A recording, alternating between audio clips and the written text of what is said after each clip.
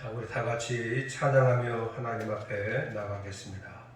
우리 찬양, 괴로울 때 주님의 얼굴 보라. 다 같이 찬양합니다.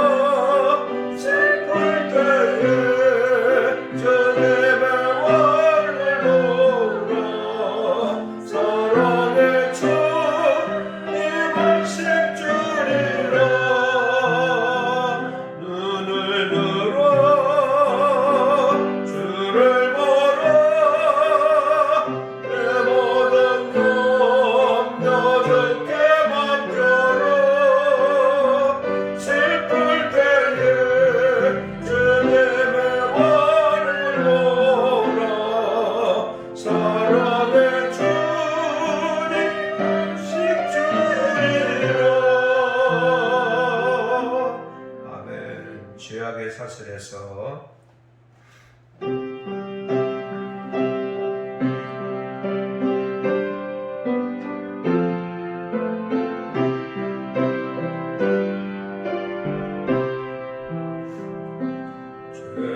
죄악의 사슬에서 괴로움의 눈물을 흘릴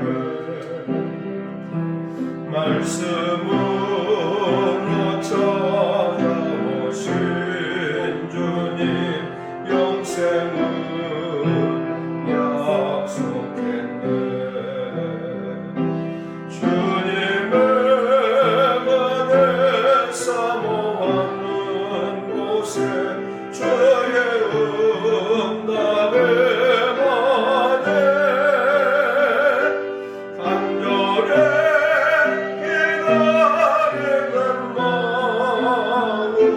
주여 내게 살려주소. 첫사랑의 뜨거움이 첫사랑의 뜨거움이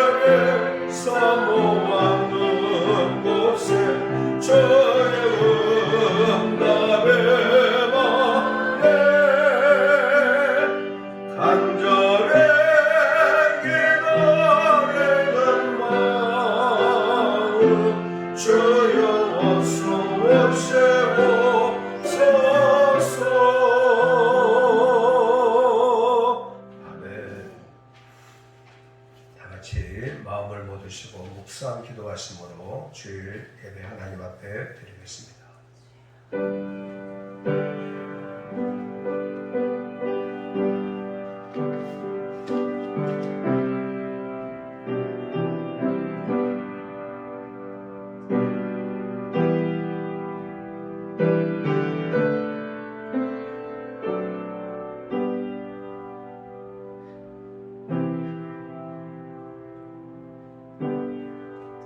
존귀하신 거룩하신 우리 아버지 하나님, 복된 주일을 허락하시고 믿음의 사람들을 불러 모아 하나님을 예배하고 찬양할 수 있도록 은혜 주신 것을 감사하옵나이다.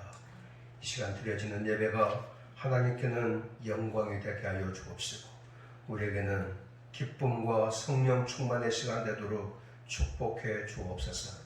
예배의 시종을 맡겨드렸고 예수님 이름으로 기도하옵나이다. 아멘. 찬송가 31장 1절만 하시겠습니다.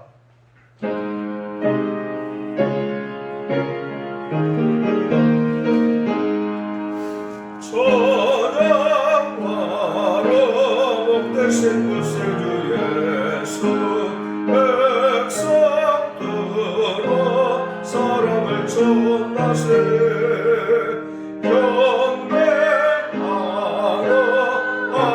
천국과 천사 전행 앞에 영광을 돌리세 목자가 왔지 올해를 택하시고 정의 꿈에 늘 안아주시니 찬양하러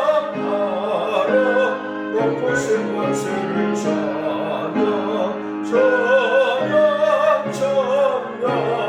영원히 들으세. 아멘. 교동문 60번 교독하시겠습니다.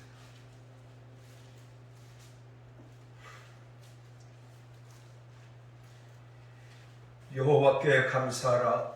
여호와여 주께서 나를 살펴보셨으므로 나를 아시나이다. 주께서 내가 앉고 일어섬을 아시고 멀리서도 나의 생각을 밝게 아시오며 나의 모든 길과 내가 눕는 것을 살펴보셨으므로 나의 모든 행위를 익히 아시오니 여호와여 내 혀의 말을 알지 못하시는 것이 하나도 없으시니라. 내가 주의 영을 떠나 어디로 가며 주의 앞에서 어디로 피하리이까. 내가 하늘에 올라갈지라도 거기 계시며 수월에 내 자리를 펼지라도 거기 계십니다. 내가 새벽 날개를 치며 바다 끝에 가서 거주할지라도 거기서도 주의 손이 나를 인도하시며 주의 오른손이 나를 붙드시리이다. 하나님이여 나를 살피사 내 마음을 아시니 나를 시험하사 내 뜻을 아옵소서. 내게 무슨 악한 행위가 있나 보시고 나를 영원한 길로 인도하소서. 아멘. 다 같이 신앙 고백하시겠습니다. 전능하사 천지를 만드신 하나님 아버지를 내가 믿사오며 그 외아들 우리 주 예수 그리스도를 믿사오니 이는 성령으로 잉태하사 동정녀 마리아에게 나시고 본디오 빌라도에게 고난을 받으사 십자가에 못 박혀 죽으시고 장사한 지 사흘 만에 죽은 자 가운데서 다시 살아나시니 하늘에 오르사 전능하신 하나님 우편에 앉아 계시다가 저리로서 산 자와 죽은 자를 심판하러 오시리라. 성령을 믿사오며 거룩한 공회와 성도가 서로 교통하는 것과 죄를 사하여 주시는 것과 몸이 다시 사는 것과 영원히 사는 것을 믿사옵나이다. 아멘. 다 같이 찬송가 505장 찬송하십시다.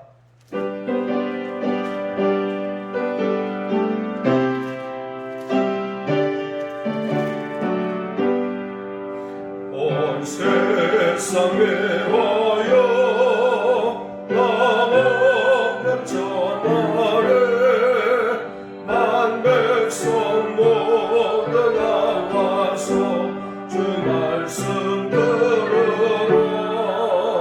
죄중에 빠져서 내뱉는 자들아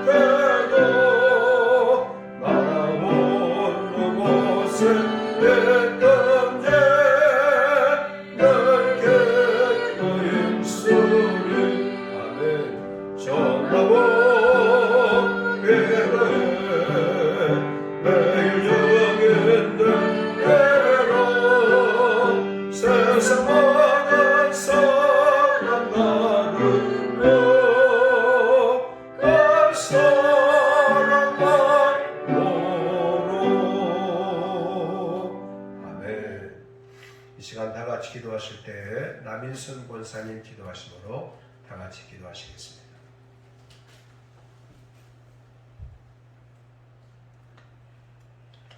다 같이 기도드리겠습니다. 여호와는 내게 복을 주시고 너를 지키시기를 원하며 여호와는 그의 얼굴을 내게 비추사 은혜 베푸시기를 원하며 여호와는 그 얼굴을 내게로 향하여 두사 평강 주시기를 원하노라 할지니라. 아멘. 온 우주 만물을 지으신 하나님 아버지 이름을 높이며 찬양합니다. 그 크신 구원의 은총을 베푸신 은혜를 생각할 때 더욱 주님을 찬양하오며 전능하심에 감사와 찬송과 영광을 올려드립니다. 홀로 영광 받아 주시옵소서. 특별히 믿는 자들을 택하시고 복 주시기를 원하시는 하나님 아버지 저희들의 예배를 자리로 인도하시고 마음껏 찬양하게 하시니 감사드립니다.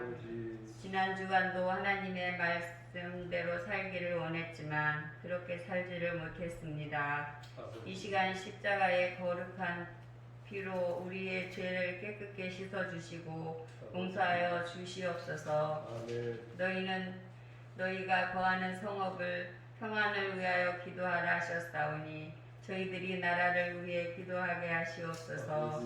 국내는 물론 전 세계가 코로나19로 인해 많은 사람들이 죽어가며 경제가 하락하는 어려움 속에서 고통받고 있습니다. 이 또한 주님의 뜻하신 계획이 있을 줄 아오니 저희들이 깨달아 알게 하시고 저희들의 잘못된 믿음을 바르게 하시고 교만을 꺾으시고 하나님의 사랑으로 용서하여 주시옵소서. 이 고난을 하나님 앞에 나와 겸손히 무릎 꿇고 기도하게 하시옵소서.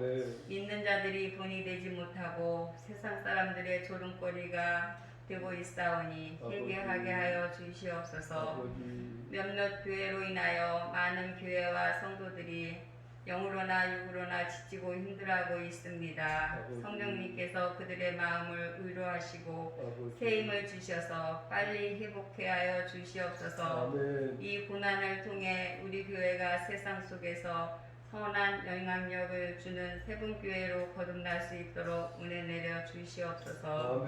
하나님 아버지 이 나라 이 민족을 사랑하사 대통령과 의정자들이 나라를 위해 최선을 다하며 백성들이 안정되고 평안하게 살게 일하는 의정자들이 되게 하시옵소서. 비와 태풍으로 힘들어하는 국민들이 시리에 빠져 있을 때 주님 찾아가 주셔서 세상에서 맛볼 수 없는 참 평안을 얻게 하시고 방역수칙을 잘 지켜서 빨리 회복할 수 있도록 도와주시옵소서. 하나님 아버지 저희들이 일상의 소중함을 많이 깨닫고 있사오니 하루빨리 코로나19가 종식되어서 모든 성도들이 함께 모여 예배하며 찬양하는 그날이 빨리 오기를 기도합니다. 이 시간 말씀을 대언할 목사님 단위에 세우셨사오니 성령의 두루마리를 덧입혀 주시고 영능이 강건케 하시고 말씀이 선포될 때마다 저희들의 심정이 뜨거워지고 깨달음을 주셔서 더욱 말씀 중심, 기도 중심으로 나아가는 성도들 되게 은혜 내려 주시옵소서. 하나님 아버지 비대면으로 인하여 각 가정에서 영상 예배를 드리고 있습니다. 하나님께서 함께 하시고 사탄마귀 틈 못하도록 인도하여 주시옵소서. 질병으로 고통받는 성도들 예수 이름으로 고침받고 봉사하게 하시고 물질이 필요한 성도들 물질로 공격당하지 않게 물질을 채워 주시옵소서. 보이지 않는 곳에서 수고하는 손길들 기억하시고 축복 내려 주시옵소서. 오늘도 살아서 역사하시는 하나님 아버지를 의지하고 예수님의 이름으로 기도합니다. 아멘.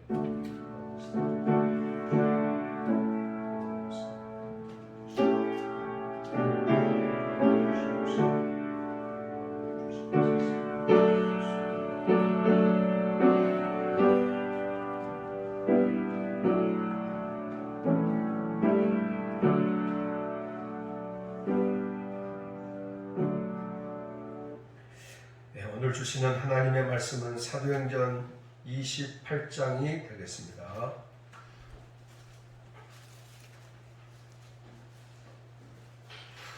사도행전 28장 16절에서 31절까지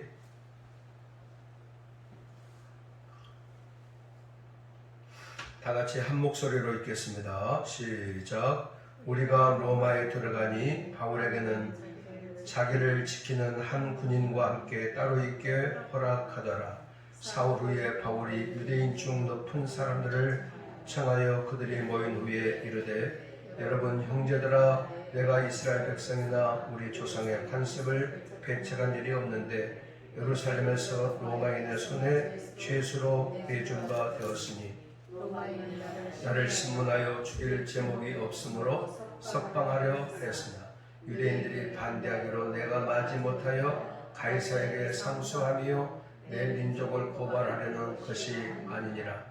이러므로 너희를 보고 함께 이야기하려고 청하였으니 이스라엘의 소망으로 말미암아 내가 쇠사슬에 매인 바 되었노라.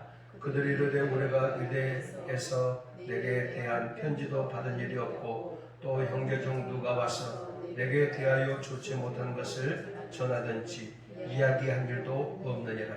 이 우리가 너희의 사상이 어떠한가를 듣고자 하니 이 바에 대하여는 어디서든지 반대를 받는 줄 알기 때문이라 하더라.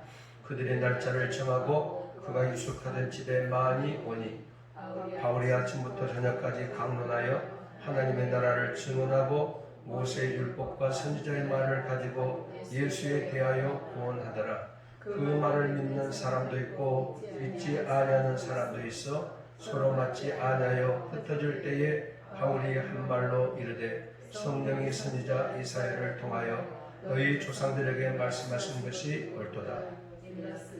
이 백성에게 가서 말하기를 너희가 듣기는 들어도 도무지 깨닫지 못하며 보기는 보아도 도무지 알지 못하는도다. 이 백성들의 마음이 우둔하여져서 그 귀로는 둔하게 듣고 그 눈은 감았으니 있는 눈으로 보고 귀로 듣고 마음으로 깨달아 돌아보면 내가 고쳐줄까 하매라 하였으니 그런즉 하나님의 이 구원이 이방인에게로 보내어진 줄 알라. 그들은 그것을 들으리라 하더라. 바울이 온 이태를 자기 셋집에 머물면서 자기에게 오는 사람을 다 영접하고 하나님의 나라를 전파하며 주 예수 그리스도에 관한 모든 것을 담대하게 거침없이 가르치더라. 아멘. 우리 다 같이 한번 기도하시겠습니다. 하나님 은혜와 사랑을 감사합니다. 오늘 또 주님을 예배하고 찬양하며 기뻐이 영광 돌리며 저희들을 하나님의 말씀 앞에 다시금 세움받도록 축복해 주셨사오니 감사하옵나이다. 사도행전을 오늘 마치게 되면서 오늘 우리에게 주시는 귀한 말씀을 통해서 하나님 우리 모두에게 큰 은혜가 있게 하여 주옵시고 주시는 말씀 앞에 순종함으로 기쁨으로 나아갈 수 있도록 우리 모두를 축복해 주시옵소서. 부족한 종을 사로잡아 주옵시고 하나님께서 말씀하시는 것만을 외치고 증거할 수 있도록 축복해 주시옵소서. 예수님 이름으로 기도하옵나이다. 아멘. 할렐루야. 아멘. 오늘은 전파하며 가르치더라 이런 제목의 말씀으로 함께 은혜를 나누겠습니다. 다 같이 한번 따라서 해보실까요? 전파하며 가르치더라. 전파하며 가르치더라. 아멘. 사도행전 1장부터 오늘 마지막까지 쉼 없이 달려왔습니다. 무려 83주간에 걸쳐서 한 성경을 가지고 제가 지난 기록을 보니까요 2018년도 10월 14일부터 시작해서 2020년도 이제 9월달 이제 10월 가까이 돼가니까 거의 2년 동안을 한결같이 이렇게 달려오게 됐는데 한 성경을 가지고 이렇게 오랫동안 같이 말씀을 나누는 것만도 기쁘고 감사한 일이지만은 이 말씀 앞에 여러분 기쁨으로 순종해서 함께 해주신 성도님들 여러분 한 사람 한 사람을 다시금 축복하고 이 사도행전의 말씀이 우리 모두에게 큰 위로가 되고 힘이 되고 말씀의 권세와 능력이 되어져서 이 예수 없이 인생을 살고 있는 수많은 영혼들에게 사도 바울의 열정, 베드로의 열정을 본받아서 주의 복음을 증거하는 증인의 사명을 마지막까지 감당해 나가는 저와 여러분들이 될 수 있기를 주의 이름으로 축복합니다. 아멘. 우리가 지난 시간을 통해서 함께 말씀을 나눠둔 것처럼 사도 바울이 이제 로마에 이르게 되어졌는데 로마 가까이에 도달했을 때에 그가 마지막으로 도착한 지역이 어디였습니까? 아비오 광장이었습니다. 아비오 광장. 우리가 잘 아시는 것처럼 이 아비오 광장은 아펜테신이라는 그런 단어를 쓰면서 이것은 로마의 군사들이 혹은 황제가 다른 나라를 대적해서 승리하고 돌아오게 되어졌을 때에 이 승리자를 환영하고 기뻐하는 차원에서 개선가를 불러주고 환영식을 함께 해주면서 기쁨을 함께 나누었던 자리가 어디였습니까? 바로 아비오 광장이었습니다. 여기에 사도 바울이 비록 초라한 죄수의 몸이지만 온 몸이 붙잡힌 바가 되어지고 또 사슬에 매인 바가 되어졌지만은 그러나 이제 제국의 한 복판 로마를 이제 코앞에 두고 영적으로 보았을 때에 복음으로 십자가의 개성가를 부르짖는 그런 황제처럼 그런 장군처럼 미래가 주목되고 미래가 확실하게 영적으로 꿈꾸고 보여지는 마침내 예수 그리스도의 십자가의 부활과 이 복음으로 말미암아서 로마가 정복되어질 것을 바라보면서 사도행전의 저작자 누가는 이 아비오 광장에 서 있는 사도 바울의 모습을 바라보면서 아펜테신이라는 그런 단어를 의미 있게 쓰고 있었다 하는 것을 볼 수가 있습니다.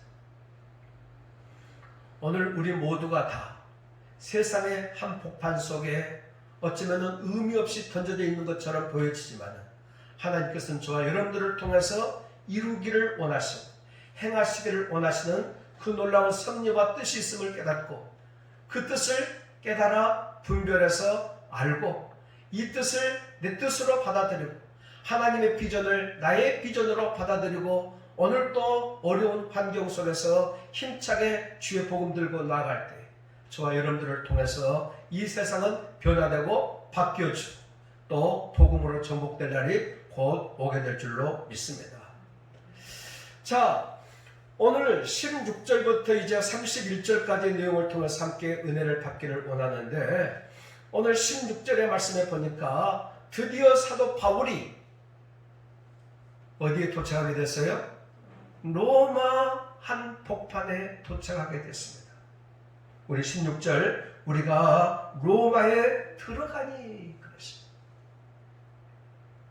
여러분 사도 바울은 한 번도 로마를 잊어버린 적이 없습니다. 로마를 향한 목표 설정을 잃어버린 적이 없어요. 한 번도 생각과 의식 속에 로마가 사라진 적이 없습니다. 이것이 하나님의 계획이었고 뜻이었던 것처럼 사도 바울도 이 로마에 도달해서 로마를 복음으로 정복해야 되겠다. 로마 땅에 있는 저 영혼들을 하나님께서 내게 붙여주시면은 내가 저들에게 하나님의 말씀을 전해서 저들을 통해서 예수 믿는 사람들이 많아지면은 마땅히 이 땅이 복음으로 하나가 될 것이다라는 이 놀라운 비전과 꿈을 사도 바울은 한 번도 놓쳐본 적이 없이 열심히 최선을 다해서 여기까지 달려왔을 때 여기까지 오면서 사도 바울은 죽을 고비도 넘기고 수많은 위기도 만나고 갇히고 못 먹고 매맞고 헐벗고 인간적으로 감당할 수 없는 얼마나 수많은 시련과 고난을 그가 많이 당했습니까? 한결같이 이 로마를 집중하고 달려왔는데 비로소 두 발로 이 사도 바울이 로마 땅을 밟게 되어졌을 때 사도 바울의 마음은 얼마나 흥분과 감동과 기쁨이 넘쳤겠습니까? 오늘 성경 우리가 로마에 들어가니 이 말씀을 그냥 한번 쑥 읽고 지나가는 형식의 의미로 읽지 마시고 사도 바울의 마음이 되어졌습니다. 사도 바울의 심정이 되어져서 이 말씀을 읽을 때에 감회가 새로운 의미로 다가오게 될 줄로 믿습니다. 로마에 들어가니 바울에게는 자기를 지키는 한 군인과 함께 따로 있게 허락하더라. 이제 사도 바울이 로마에 오기도 왔지만은 지금 무슨 신분으로 오게 됐죠? 죄수의 신분으로 오게 되어졌어요. 그러니 온몸이 묶인 바가 되어졌지만은 이를 특별히 감독하고 감시하는 한 군인과 짝을 이루었어요. 요즘으로 말하면은 안가에 한 그를 지키는 군인과 함께 있게 되어졌다 그 말이에요. 여러분 여기까지 친절과 호의를 베푼 것도 백부장 뭐예요? 율리오의 뜻이 작용됐던 것을 우리가 알 수가 있겠죠. 예. 자, 한 군인과 함께 이제 따로 떨어져 그가 도착하기로 작정한 로마에 이르게 되어졌을 때 17절을 보니까 며칠 후에 사흘 후에 이제 마음을 좀 안돈하고 정돈시키고 이제 하나님 앞에 더 기도하고 이 로마 땅에서 내가 어떻게 무엇을 더 열심히 해야 될 것인지 마음에 정한 바를 가진 다음에 사흘 후에 바울이 유대인 중 높은 사람을 청하여 유대인 중 높은 사람들을 청하여 그들이 모인 후에 이르되 여러분 형제들아 내가 이스라엘 백성이나 우리 조상의 관습을 배척한 일이 없는데 예루살렘에서 로마의 손에 죄수로 내준 바 되었습니다. 여기 보니까 사도 바울이 이 안가라고 하는 가택 연금의 상태 속에서 사도 바울이 있었지만은 그러나 사람들을 자유롭게 만날 수 있는 그런 자유가 부여된 것을 우리가 알 수가 있어요. 그가 마음대로 밖에 나가서 출입하는 것은 없었지만은 한 집에 머물러 있으면서 자기를 만나러 오는 사람들에 대해서는 자유롭게 만날 수 있는 그런 여건과 형편이 만들어져 있었던 것 같아요. 그러니까 여러분 사도 바울이 가는 곳마다 맨 먼저 만나는 대상이 누구였습니까? 유대인들이었습니다. 우리가 수많은 지역의 사도 바울이 이방 땅의 복음을 증거할 때 그 이방 지역에 있는 어디를 찾아갔죠? 회당을 찾아갔습니다.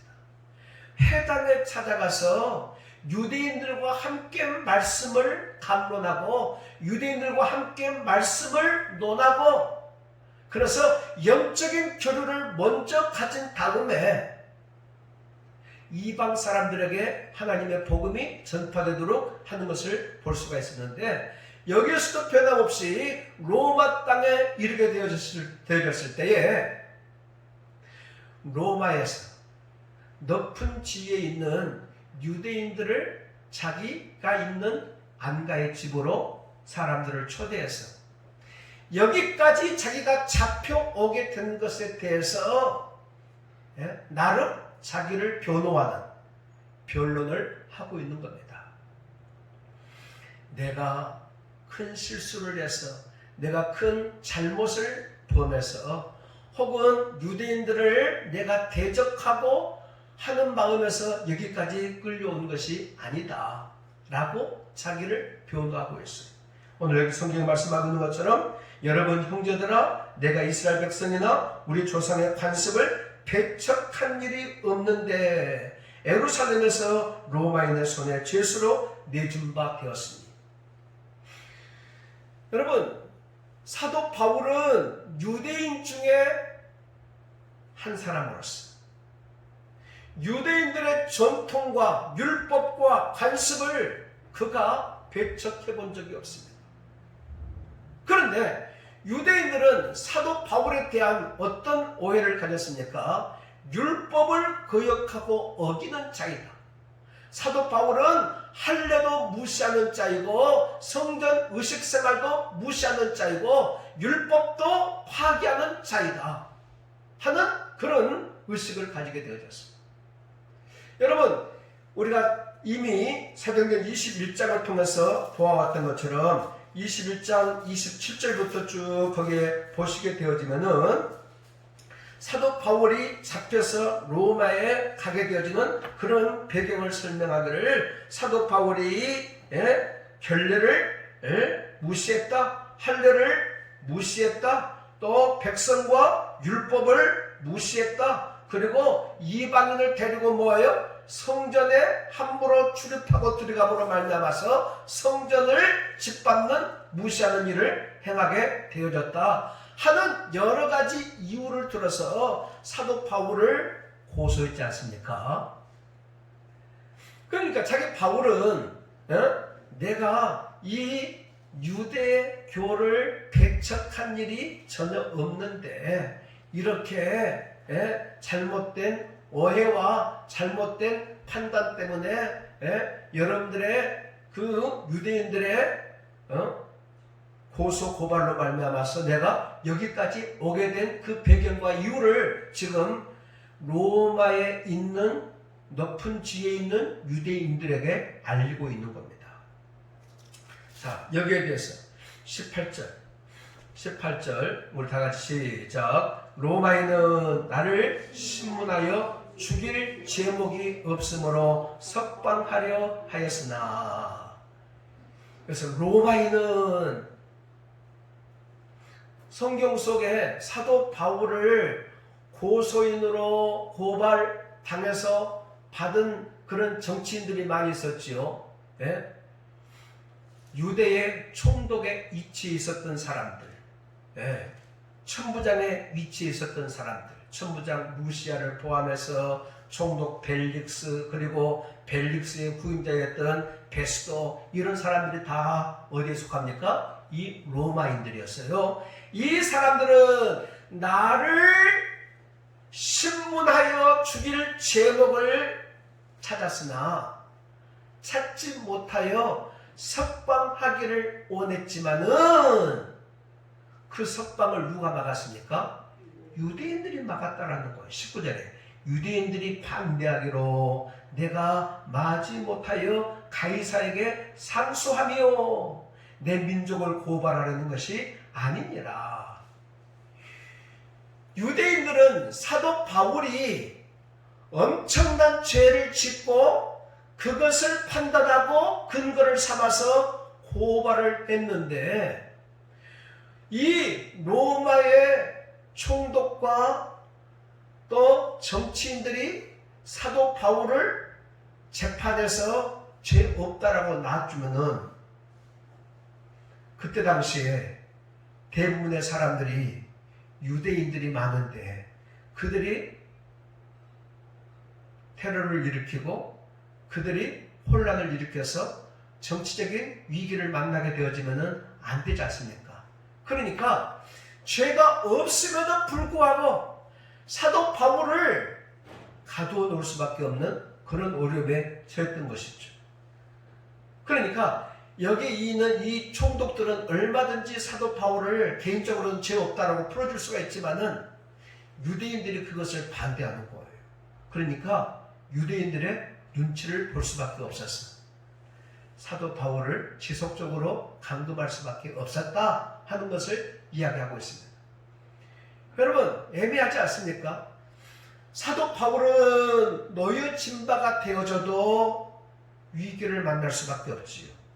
바울을 죽이기로 작정하고 결사대를 형성해서 40여 명의 사람들이 사도 바울이 죄 없다라고 자유인이 되어지기만 하면은 사도 바울을 죽이기 위해서 매복해 있었던, 그리고 시금을 전폐하고 특공대가 조직이 되어져서 있었던 이 광경을 우리가 성경을 통해서 이미 보아온 사실인데, 사도 바울의 입장에서는 자유함을 맛보아도 큰일이고 또 지속적으로 갇혀 있는 것도 어려움을 당하고, 유대인들은 놓아주면 안 된다라고 이야기를 하고, 그러니까 사도 바울이 어쩔 수가 없어가지고 이미 보아온 대로 내가 누구 앞에 가서? 가이사 앞에 가서 서게 되겠다. 내가 가이사 앞에 가겠습니다 라고 단호하게 요청하지 않습니까? 가이사 앞에 가겠다라고 선언을 하게 되어지면은 그 입장을 아무도 바꿔놓을 수가 없는 것이죠. 그래서 반드시 가이사 로마의 황제 앞에 가서 재판을 받을 수밖에 없게 되어지는 것인데, 내가 어쩔 수 없이 당신들을 무시하고 유대인들을 내가 얕잡아보는 마음에서 그렇게 하는 것이 아니라 어쩔 수 없는 선택 때문에 가이사 앞에 가기로 작정했다라는 이야기를 지금 해주고 있는 거예요. 19절에 말씀하고 있는 것처럼 유대인들이 반대하기로 내가 마지 못하여 가이사에게 상소하며 내 민족을 고발하려는 것이 아니니라. 이러므로 너희를 보고 함께 이야기하려고 청하였으니 이스라엘의 소망으로 말미암아 내가 이 쇠사슬에 매인 바 되었노라. 당신들을 무시해서가 아니라, 내가 무슨 죄가 많아서가 아니라, 여기까지 잡혀온 것이 한 가지의 일 때문이었다. 그게 뭐라고 그랬어요? 이스라엘의 소망으로 말미암아 그랬다. 이스라엘의 소망으로 말미암아. 이스라엘의 소망이 뭘까요? 여러분, 유대인들은 누구를 기다리고 있죠? 메시아를 기다리고 있습니다.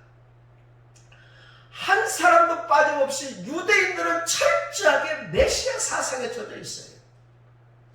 유대인들은 구약을 중시 여기기 때문에 구약에서 언급되어지고 애연되어지고 선언되어지는 그 메시아가 오기를 간절히 기다리고 있죠. 그런데 유대인들이 기다리는 메시아는 어떤 메시아입니까? 힘있는 메시아입니다. 네. 정치적인 메시아입니다. 지금 이 로마 나라가 이스라엘을 통치하고 지배하고 있는데 식민 생활하는 것이 고통스럽잖아요. 그러니까 이 로마의 압제와 식민 생활에서 벗어날 수 있는 힘있는 메시아, 정치적인 메시아, 굉장한 힘과 능력을 가진 그런 메시아가 오기를 간절히 바랐는데, 사도 바울이 외치고 이분이 우리의 소망이고 메시아라고 외치는 자가 누구예요? 나사렛 예수입니다. 가장 인간적으로 연약해서 가난한 사람들과 친구가 되어주고 병든 사람들과 시간을 함께 보내고, 그리고 많은 사람들에게 환영받지 못하고 존경받지 못하고 심지어는 십자가에까지 내어 던진 바가 되어져서 수많은 고초와 고난과 고통을 한 몸에 다 겪은 다음에 가장 인간의 저주의 대상인 나무에 달려서 십자가에 못 박아 죽어 사라지는 이 무명의 한 사람 예수 그리스도를 우리의 소망이요 우리의 메시아라고 외치고 있는 이 사도 바울을 보았을 때 유대인들은 그 메시아를 받아들일 수가 있겠습니까? 없지요. 그러니까 사도 바울은 지금 이 유대인들을 불러 모아놓고 높은 유대인들을 지금 안가에 불러 모아놓고 내가 여기까지 온 것이 다른 이유 때문에 온 것이 아니라 이스라엘의 소망에 관한 그 사람 때문에 온 것이다 하는 것을 이야기하고 있는 거지.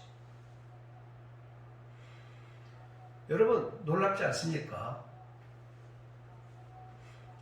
지금 예수의 몸으로 끌려와서 지금 몸이 자유롭지 못하지만은 한 번도 사도 바울은 예수 그리스도에 대한 이 신앙과 이 메시아가 되시는 예수가 뭐예요? 그리스도가 되신다라고 하는 이 사실을 한 번도 놓쳐본 적이 없는데 사도 바울은 또다시 이 제국의 한복판 로마 땅에서 예수가 누구라고?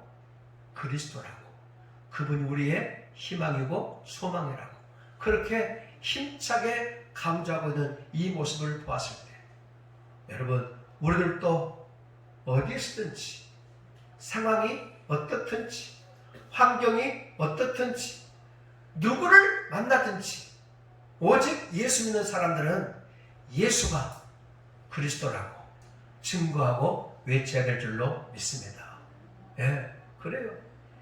우리 주님 우리의 희망이지, 우리의 소망이지, 이 땅의 모든 것에 해답이지, 예, 모든 것의 방법이고 모든 것의 길이 예수 그리스도께 있는 줄로 믿습니다. 예. 자, 이제 21절에 보시면은 21절 다 같이 보십시다. 시작. 그들이 이르되 우리가 유대에서 내게 대한 편지도 받은 일이 없고 또 형제 중 누가 와서 내게 대하여 좋지 못한 것을 전하든지 이야기한 일도 없느니라. 이에 우리가 너의 사상이 어떠한가 듣고자 하니 이 파에 대하여는 어디서든지 반대를 받는 줄 알기 때문이라 하더라. 아멘. 자, 이제 이 로마에서 안가에서 사도 바울과 또 유대 교인들을 같이 만나서 이런저런 이야기를 나누는 가운데에 당신에 대해서 고소장을 우리가 본 적도 없고 당신이 고소당해서 여기까지 온다라는 사실을 누군가를 통해서 뭐예요? 전에 들은 바도 없는데 기왕 오랫동안 당신에 대해서 우리가 들은 바가 있기 때문에 같이 이야기 좀 나눕시다. 무슨 이야기예요? 당신의 사상에 대해서 궁금합니다.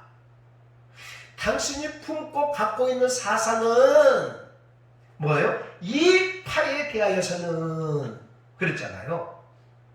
이 파라고 하는 것은요, 바울이 쫓는 복음이 이 그리스도교라는 이 파, 그들은 그리스도교에 대해서는요 아주 부정적이었기 때문에 이 파는 이단이라고 해석될 수가 있어요. 이 파에 대하여 어디서든지 반대를 받는 줄 알기 때문이라. 여러분 사도 바울은 성경 여러 군데서 이단 취급을 받았지 않습니까? 유대인들에 의해서.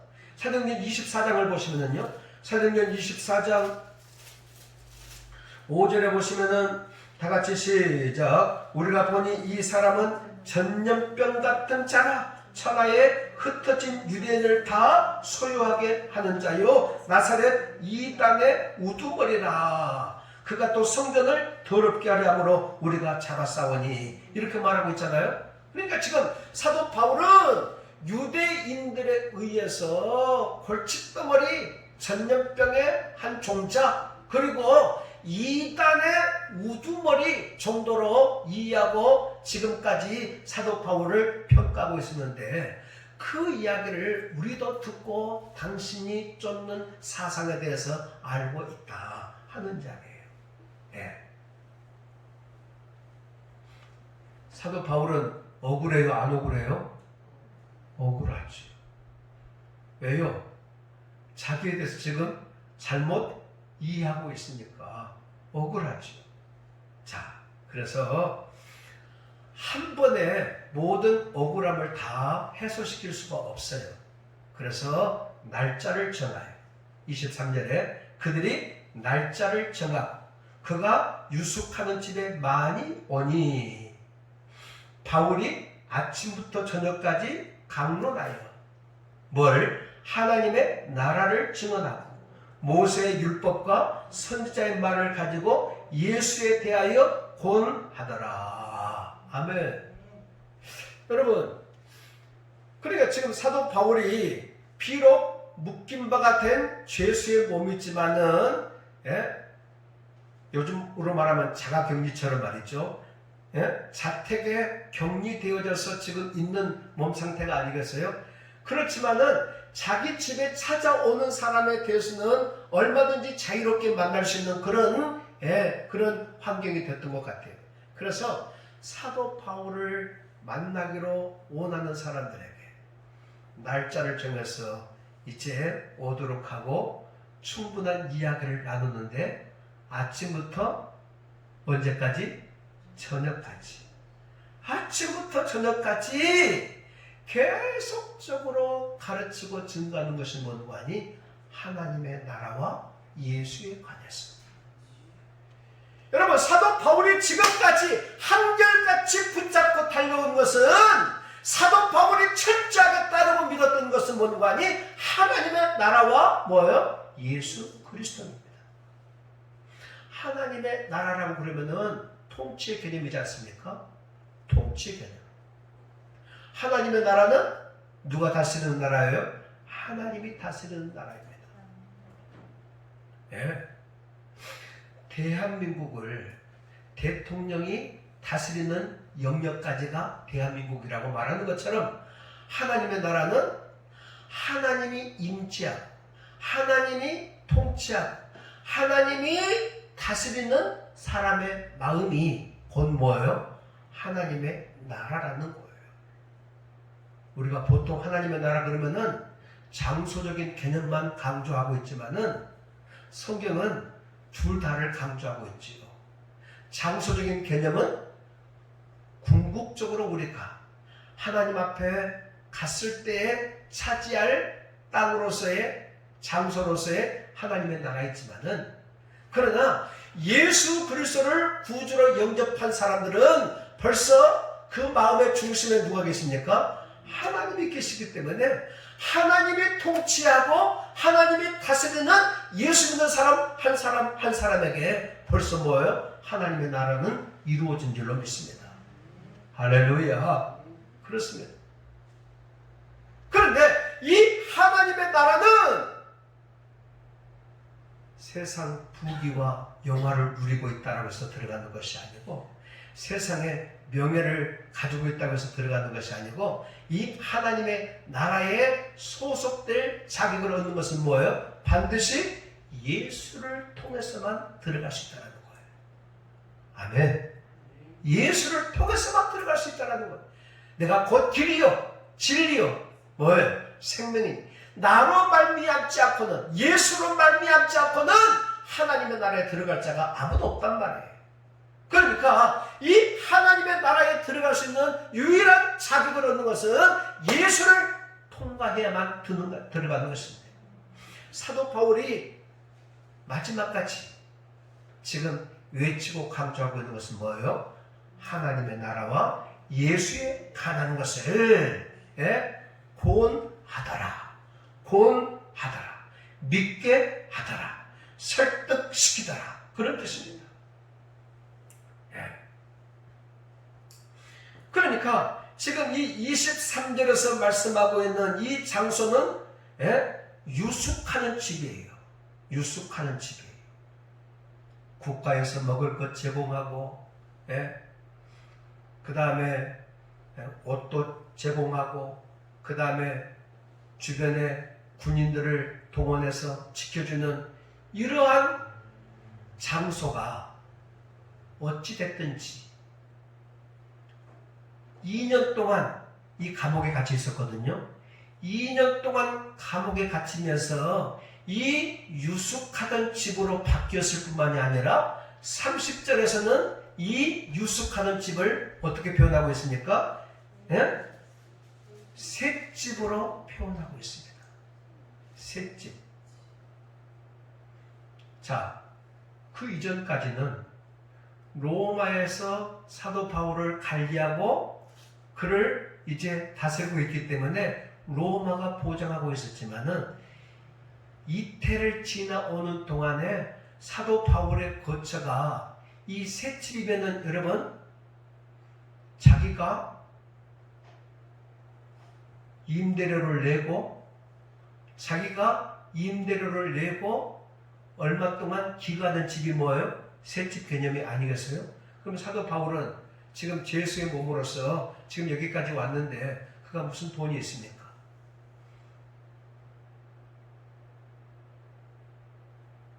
무슨 돈으로 이 세를 부담을 하지요? 아마도 믿음의 형제들이 혹은 자기가 세웠던 이방 교회들이 성경에 보면은 빌립보 교회에서 이 사도 바울의 거처를 돕는 후원을 했던 것을 우리가 볼 수가 있음에 아마 그런 의미에서 자 유숙하던 집에 이 사람들을 불러 모아놓고 이제 말합니다. 아침부터 저녁까지 하나님의 나라와 예수 그리스도에 대해서 혼합니다. 그런데 이 말을 듣고 24절에 뭐라고 말씀하고 있어요? 믿는 사람도 있고 뭐예요? 믿지 아니한 사람도 있어? 그럴 수밖에 없겠죠. 유대교에 있는 유대 지도자들인데 이 사도 바울의 가르침 아침부터 저녁까지 하나님의 나라와 예수에 관해서 이야기를 하는데 그 가운데서도 뭐예요? 믿는 사람들이 있어졌다라는 것이 놀라운 일이에요. 또 안 믿어지는 사람들도 있을 뿐만이 아니라 그럼 우리가 복음을 증거할 때 믿는 사람도 있고 안 믿는 사람도 있잖아요. 그런데 자 25절 보니까 서로 맞지 아니하여 흩어질 때에 바울이 한 말로 이르되 성령이 선지자 이사야를 통하여 너희 조상들에게 말씀하신 것이 옳도다. 자 자기 말을 듣지 아니하고 복음을 받지 아니하고 배척하고 흩어지는 사람들에 대해서 하는 이야기가 이사야 6장 9절로 10절의 말씀을 인용해서 내 복음을 받지 아니하고 흩어지는 당신들의 모습이 바로 뭐예요? 이와 같은 모습입니다. 여러분 이 이사야 6장 9절로 10절에 있는 이 말씀은 이사야 선지자가 외치고 이스라엘 백성들에게 증거한 율법의 말씀과 내용을 이스라엘 백성들이 듣지 아니하고 거절했을 때에 이스라엘 백성들이 거기에 대한 대가로 어디에 바벨론 나라의 포로로 끌려가게 될 것에 대해서 언급한 내용인데 말이죠. 이 이사야 6장 9절로 10절의 말씀을 신약 성경에서 4군데에 걸쳐서 인용을 할 때마다 이 이스라엘 백성들의 마음의 완악함과 강팍함을 지적할 때에 이 말씀을 주로 사용하고 있었다라는 내용입니다. 그러니까 사도 바울의 지금 이 복음에 대한 가르침을 받지 아니하고 흩어지는 이 유대인들을 바라보면서 너희들의 모습이 꼭 과거에 뭐예요? 이와 같은 말씀의 내용과 같다 하는 것을 언급하면서 말씀하고 있는 거예요. 자, 그 말씀을 그대로 인용하면서 이 말씀을 하고 있는데 자, 어떻게 말씀하고 있는지 같이 한번 자 26절 읽읍시다. 시작. 이랬을 때 이 백성에게 가서 말하기를 너희가 듣기는 들어도 도무지 깨닫지 못하며 보기는 보아도 도무지 알지 못하는도다. 이 백성들의 마음이 우둔하여져서 그 귀로는 둔하게 듣고 그 눈은 감았으니 이는 눈으로 보고 귀로 듣고 마음으로 깨달아 돌아보면 내가 고쳐줄까 함이라 하였으니. 자, 너희가 듣기는 들어도 도무지 뭐예요? 깨닫지 못한다. 보기는 보아도 도무지 뭐예요? 알지 못한다. 감각에 있어서 뭐예요? 무감각하다. 예? 또 보아도 보지 알지 못하는도다. 분별력에 있어서 뭐예요? 무분별하다. 너희들의 마음은 뭐예요? 우둔하여져서. 이 우둔이라는 이 말은 완악하다, 무디어지다, 마음이 뚱뚱하고 살찌워지다, 그런 의미를 담고 있거든요. 여러분, 오늘날도 예수 그리스도에 대해서 이야기하고 천국에 대해서 말하고 죄사함의 문제를 다루고 영생에 관한 문제, 죽음의 문제를 우리가 논하고 이야기할 때에 이 말씀에 대해서 귀를 막는 사람들이 얼마나 많이 있습니까? 아무리 논리적으로 이해하고 설득시키고 가르쳐도 깨달아 알지 못하는 사람들이 많이 있습니다. 들어도 듣지 못하고 보아도 알지 못하고 마음이 완악해졌어요. 마음이 완악해졌어요.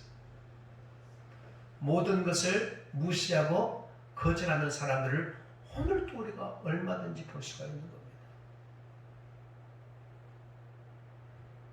여러분 참 그랬어요. 예수 믿는 사람들이요, 복된 자들이에요. 복음이 내 것으로 느껴지고 이 복음이 내 것으로 받아들여지고 예수 그리스도의 십자가와 예수 그리스도의 부활이 나의 십자가와 부활로 받아들여지고 믿어지고 천국이 있다라는 사실을 확실하게 믿어진다고 하는 이 놀라운 사실은요, 하나님의 놀라운 은혜요 축복인 줄로 믿습니다. 아무리 많이 배웠고 아무리 많이 가지고 있고 아무리 많은 지위를 누리고 산다 할지라도요, 이 예수에 대한 가르침을 전혀 듣지 않고 깨달아 알지 못하는 사람들이 오늘도 너무너무 많은 것이죠. 그래서 사도 바울은 이 안타까운 모습들을 바라보면서 놀라운 선언을 한 가지를 하고 있는 것을 볼 수가 있습니다. 자, 그 선언이 어디에 있습니까? 28절입니다. 28절 시작. 그런즉 하나님의 이 구원이 어디에게로? 이방인에게로 번이어진 줄 알라.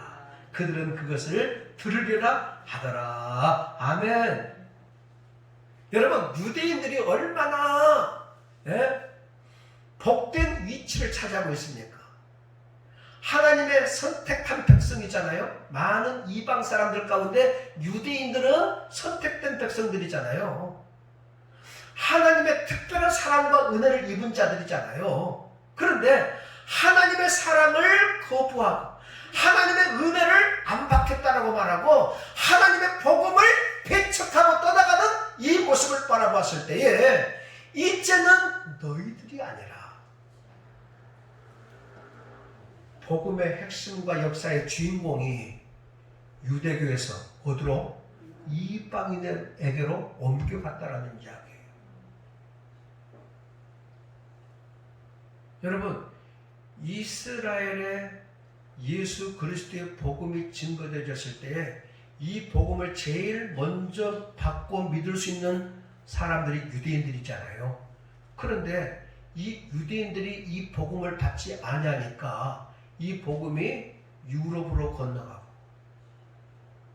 유럽이 복음화가 되어졌을 때 이 복음이 미국으로 건너가고 미국으로 건너간 이 복음이 복음화 되어졌을 때 그 다음에 동아시아 대한민국까지 오고 이 대한민국에 들어온 이 복음 때문에 저와 여러분들이 예수 영접하고 가정이 복음화 되어지고 믿는 사람들이 많아지게 되었는데 또 이 복음의 문턱이 어디를 넘어가야 되는지 오늘 이 사도행전은 성경을 마지막 하면서 이 말씀을 말하고 있는 거죠.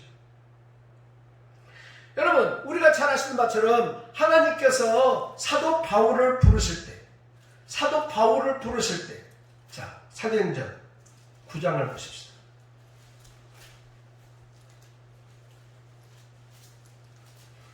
사도행전 9장 15절에 보시면은 주께서 이르시되 가라, 이 사람은 내 이름을 이방인과 임금들과 이스라엘 자손들에게 전하기 위하여 택한 나의 뭐다? 그릇이다. 나의 그릇이다.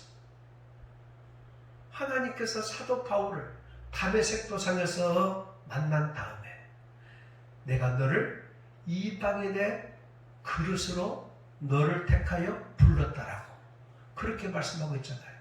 자, 이 말씀이 사도행전 13장을 보세요. 사도행전 13장 46절 다같이 시작. 바울과 바나바가 담대히 말하여 이르되 하나님의 말씀을 마땅히 먼저 너희에게 전할 것이로되 너희가 그것을 버리고 영생을 얻기에 합당하지 않는 자로 자처하기로 우리가 이방인에게로 향하노라. 아멘. 유대인들에게 먼저 기회가 주어졌음에도 불구하고 이 복음을 받아들이지 아니하니까 이 복음은 뭐예요? 이방인에게로 선택권이 주어지게 되었다 하는 것을 볼 수가 있어요. 그래서 이 복음이 자 로마서 11장을 보세요. 11장 9절에 보니까 또 다시 이르되 그들의 밥상이 올무와 덕과 거치는 것과 보응이 되게 하시었고 그들의 눈은 흐려 보지 못하고 그들의 등은 항상 굳게 하옵소서. 11절 그러므로 내가 말하노니 그들이 넘어지기까지 실족하였느냐 그럴 수 없느니라. 그들이 넘어짐으로 구원이 어디에게? 이방인에게 이르러 이스라엘로 시기나게 함이니라.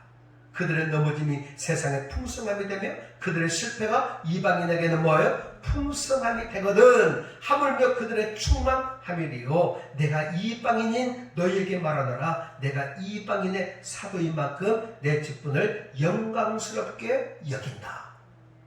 사도 바울이 그렇게 말씀하고 있는 것처럼 하나님께서 이 유대인들의 마음들을 이렇게 부요하게 하고 풍성하게 하고 넘어지게 하고 실패하게 함으로 말미암아서 복음으로 받는 혜택과 위기 이방인에게로 흘러넘어가. 그래서 이 구원의 주권이 하나님께로부터 오는 것인데 이 주권 사역이 벌써 누구에게로?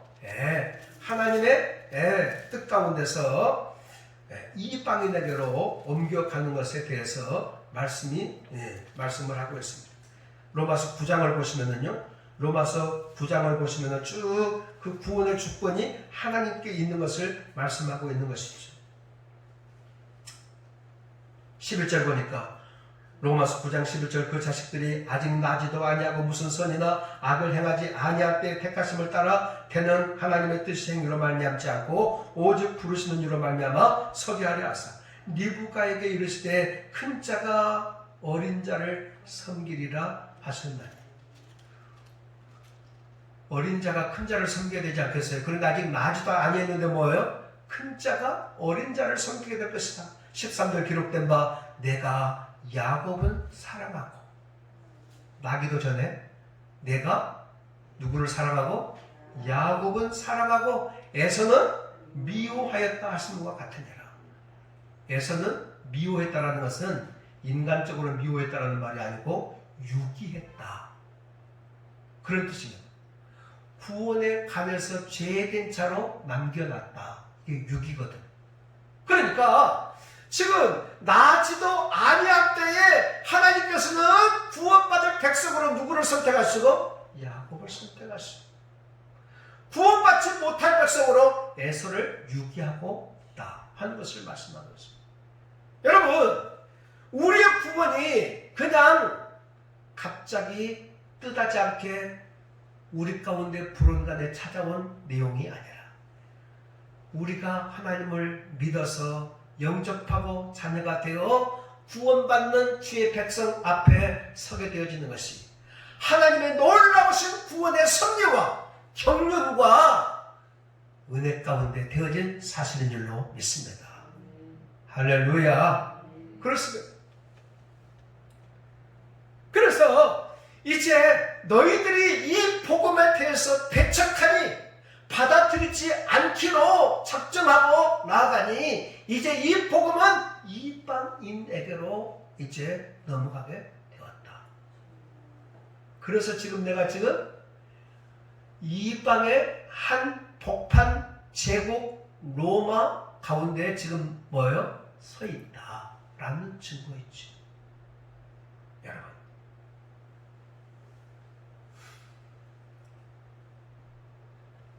자, 오늘 마지막 30절에 보니까요, 이 사실을 놀랍게 우리 가운데 표현을 하고 있는데요, 바울이 온 이태를 지금 로마의 감옥에 지금 몇 년 동안 같이 있는 거예요? 2년 동안. 2년 동안 갇혀 있으면서 하나님의 복음을 증거했을 뿐만이 아니라 로마의 감옥에서 여러 번의 책을 썼어요. 이 2년 동안 책을 썼어요. 이게 뭡니까? 옥중서신입니다. 우리가 잘 아시는 옥중서신. 에베소, 또 뭐예요? 빌립보서, 또 골로새서, 빌레몬서, 이런 책을 쓰고, 그리고 거기서 이 두기고를 만나고 디모데를 만나고 에바브로디도를 만나고 오네시모를 만나고, 그래서 많은 사람들을 가르치고 지도하고, 그래서 2년 동안 사도 바울이 이 로마의 죄수의 몸으로 같이 있었지만은 복음에 많은 뭐예요? 힘을 발하고 세력을 넓히는 그런 기회가 되었단 말이에요. 자, 그런데요, 이 2년 동안 셋집에 머물면서 그랬어요. 이 셋집이라는 의미가요, 겨자씨라는 의미를 담고 있답니다. 겨자씨. 여러분, 겨자씨를 잘 알고 있죠? 겨자씨는 가장 작은 씨앗 가운데 하나 있잖아요.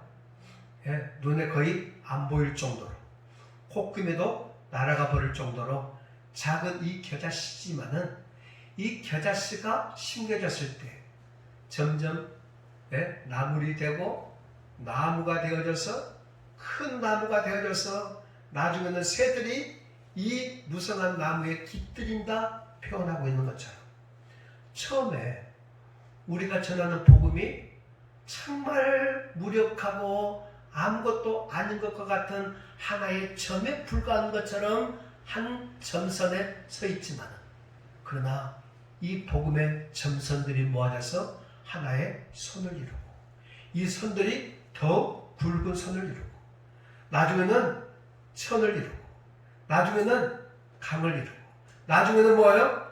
큰 바다를 이루는 것처럼, 여러분, 한 사람이 복음을 접하고 그 가정이 복음화되어지고, 그의 온 식구들이 복음화되어지고, 이웃들과 직장들이 복음화되어지는 이 모습을 바라보면서 이 복음의 성격이 겨자씨와 같은 성격을 담고 있는 모습인데, 여러분, 사도 바울이 이태 동안 이 셋집에 새들어 살면서 이 셋집에서 복음을 전한 이 복음이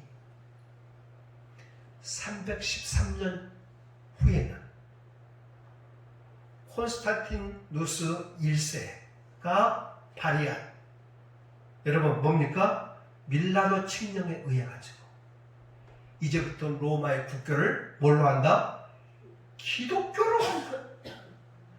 이 엄청난 선언이 이루어졌잖아요. 아무도 상상할 수 없고 아무도 인간적으로 기대할 수 없었던 로마가 이제부터 우리나라의 종교는 기독교이다. 콘스탄티누스의 어머니가 헬레나인데 이 헬레나가 기독교인이라는 거 아니겠어요? 그래서 뜨하지 않게 로마가 복음화가 되었지. 그런 엄청난 일이 지금 로마의 한 구석지 셋집에서 겨자씨처럼 심겨진 이 복음이 이렇게 놀라운 꽃을 피우게 된 줄로 믿습니다. 여러분, 얼마나 놀랐습니까? 성령이 너에게 임하시면 너희가 권능을 받고 예루살렘과 유다와 사마리아와 땅끝까지 이르러 내 증인이 되리라는 이 한 가지의 복음의 핵심과 방향을 붙잡은 이 말씀이 마침내 거목이 되어졌어요. 수많은 사람들이 이 복음 앞에 나와 평안을 누리고 영생을 누리고 행복을 누리고 기쁨을 누리는 자리에까지 이르게 되어졌습니다. 하나님의 역사는 놀랍지 않습니까? 그런데요, 우리가 사도행전을 읽어보면서 사도행전이 좀 화려하게 끝날 줄 알고 기대했어요. 그렇잖아요? 사도행전의 말미가 아주 엄청난 하나의 큰 사건을 이루어서 끝날 줄로 알고 지금까지 달려왔는데 생각과는 달리 조금 시시하게 끝나고 있는 것을 볼 수가 있어요. 사도행전 28장 31절 마지막 절은 어떻게 이 사도행전이 마쳐지고 있는지 다 같이 시작. 하나님의 나라를 전파하며 주 예수 그리스도에 관한 모든 것을 담대하게 거침없이 가르치더라. 아멘. 여러분, 베토벤의 미완성곡처럼 슈베르트의 미완성곡처럼 여러분 뭔가 좀 허전하게 끝나는 거 아니겠어요? 글을 쓰는 사람들은요 오픈엔딩 한다 그런 말을 쓴답니다. 마지막 글을 마무리하면서 결론을 저자가 내리지 않고 읽는 자로 하여금 그 결론을 내리도록 유도하는 것이 뭐예요? 오픈엔딩. 그런 말을 하고 있어요. 사도행전도 마찬가지로 저작자가 사도행전을 딱 결론 지어져서 내리는 것이 아니라 이 성경을 대하고 말씀을 읽는 독자들로 하여금 결론을 짓도록 그렇게 유도하고 있는 것을 볼 수가 있습니다. 뭐라고? 사도 바울은 하나님의 나라를 전파하며 뭘 전파해? 하나님의 나라를 전파하며 주 예수 그리스도에 관한 모든 것을 담대히 뭐하게? 거침없이 가르쳐라. 거침없이 가르쳐라. 거침없이 불굴의 정신으로 지치지 않고. 그러니까 저는 사도행전의 마지막 동사가 두 가지입니다. 뭐예요? 전파하며 가르치더라. 오늘 제목의 말씀처럼 전파하며 가르치더라. 이 두 단어를 힘주어 강조하면서 사도행전 전체를 끝내고 있습니다.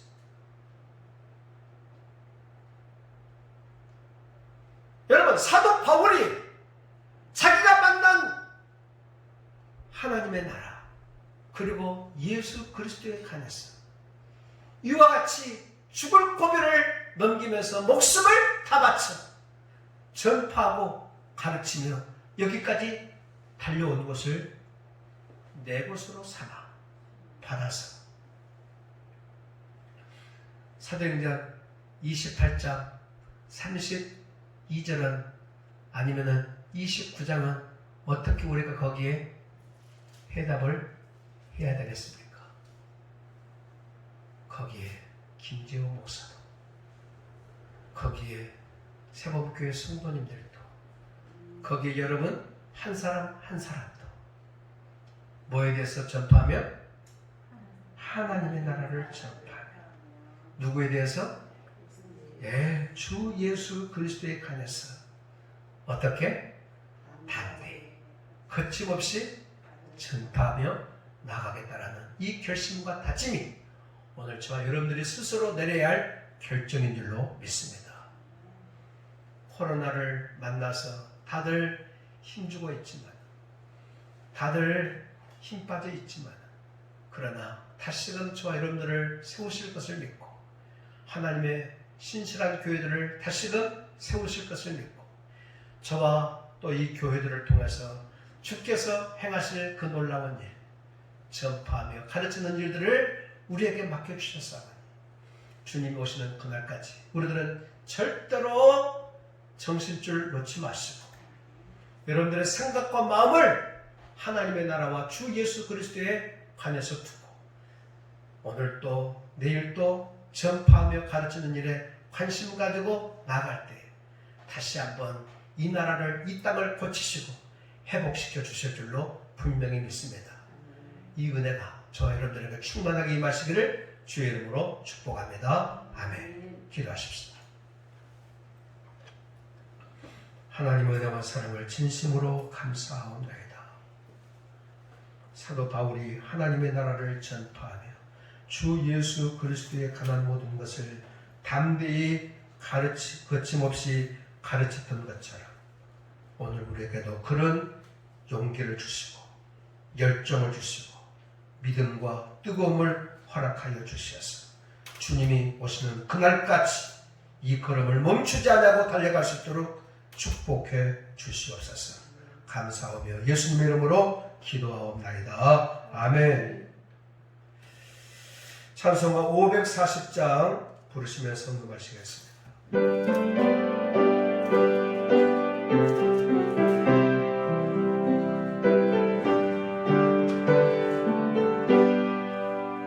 주의 음성을 내가 들으니 사랑한단 말일세.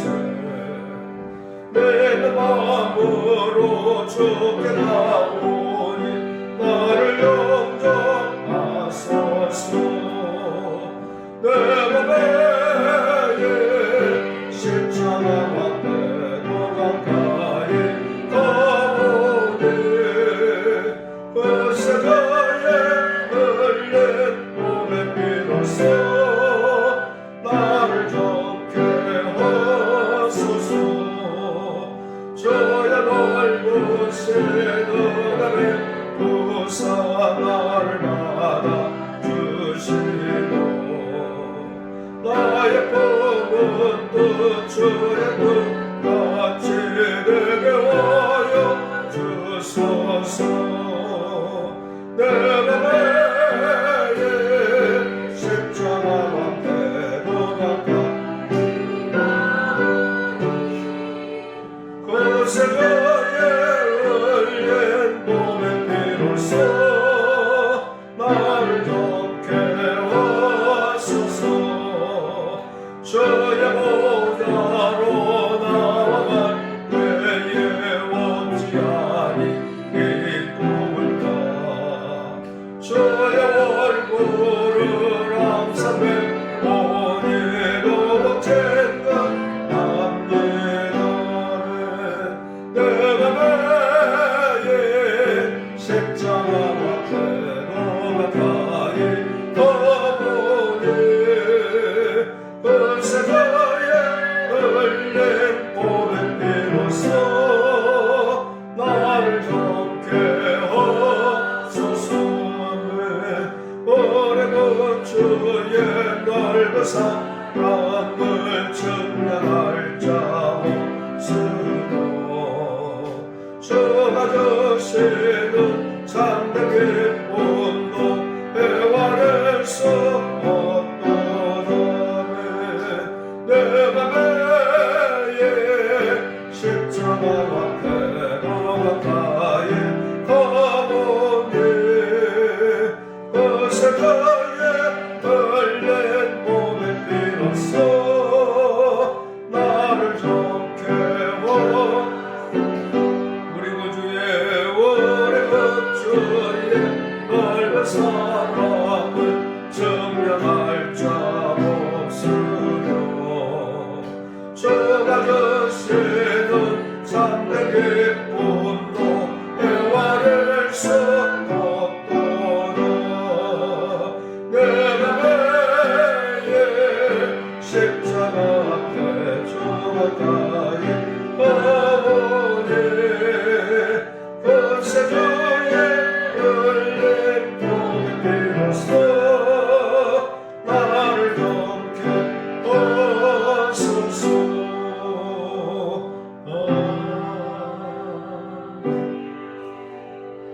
하나님의 은혜와 사랑을 감사해서 귀한 예물을 주님 앞에 드렸습니다. 주님이 예물을 기뻐히 받아 주시옵시고 드려진 손길들마다, 가정들마다, 사업장들마다, 직장들마다, 교회들마다 아버지 축복해 주시옵소서. 건강의 복을 토하여 주옵시고 안전으로 지켜 주시옵시고 경제가 어렵사온데 그 가운데서라도 하나님의 도우심을 힘입어 승리케 하여 주시옵시고 드려지는 예물이 하나님의 영광을 위해서 귀하게 드려질 수 있도록 축복해 주시옵소서. 감사하고 예수님 이름으로 기도하옵나이다. 아멘. 광고 말씀드리겠습니다. 광고 말씀은 이선희 집사님의 딸 장녀가 다음 주일날 결혼식을 울산에서 갖게 되겠습니다. 요즘 그 결혼식 앞둔 사람들도 상당히 어려울 텐데 말이죠. 여러분 많이 위해서 기도해 주시기를 바랍니다. 그리고 축하해 주시기를 바라겠습니다. 또 대한예수교 장로회 105회 총회가 내일부터 있습니다. 원래는 4박 5일 동안 있어지는 총회인데 이번에는 코로나 때문에 화상 총회를 갖습니다. 그래서 하루 동안만 가지면서 이제 전국을 이렇게 35개 구역으로 나누어서 노예들을 이렇게 묶어서 이렇게 한 교회에서 또 모이고 하게 되어지는데 화상 총회로 이루어지는 총회지만은 은혜 가운데 모든 일정이 잘 맞춰지도록 위해서 기도해 주시기를 바라고요. 다음 주일날 기도 당번은 최옥재 권사님이 되겠습니다. 준비해 주시기를 바라겠습니다. 우리 다 같이 일어나셔서 마지막 찬양하시고 예배를 마치겠습니다.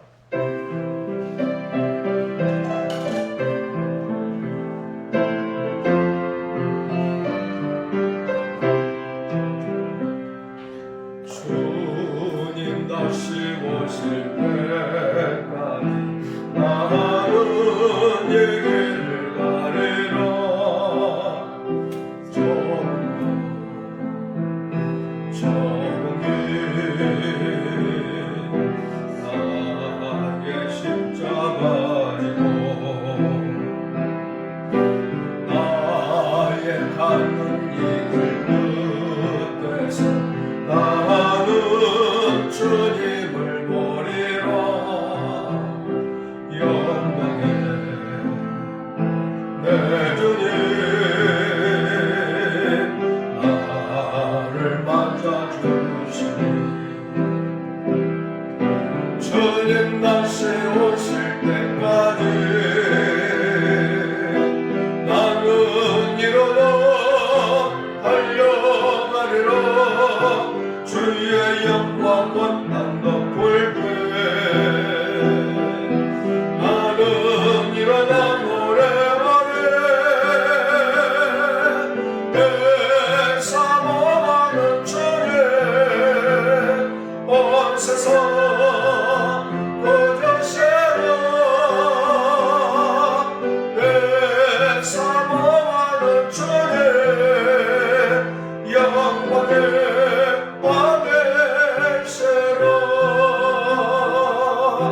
주님 다시 오실 때까지 나는 일어나 달려가리라. 주의 영광 원한 덮을 때 나는 일어나 노래하네. 내 사모하는 주님 온 세상 거저세라. 내 사모하는 주님 영광의 왕의 세라. 아멘.